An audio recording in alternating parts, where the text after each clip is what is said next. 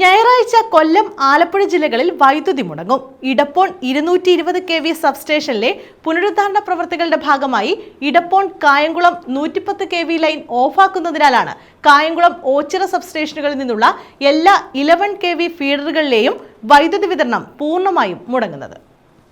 Edappon 220 kV സബ്സ്റ്റേഷനിലെ പുനരുദ്ധാരണ പ്രവൃത്തികളുടെ ഭാഗമായാണ് ഇടപ്പോൺ കായംകുളം 110 kV ലൈൻ ഓഫാക്കുന്നത്. ഇതിന്റെ ഭാഗമായാണ് 12-ന് രാവിലെ 8:30 മുതൽ വൈകിട്ട് 5 വരെ കായംകുളം ഓച്ചിറ സബ്സ്റ്റേഷനുകളിൽ നിന്നുള്ള എല്ലാ 11 kV ഫീഡറുകളിലെയും വൈദ്യുതി വിതരണം പൂർണ്ണമായും തടസ്സപ്പെടുന്നത്.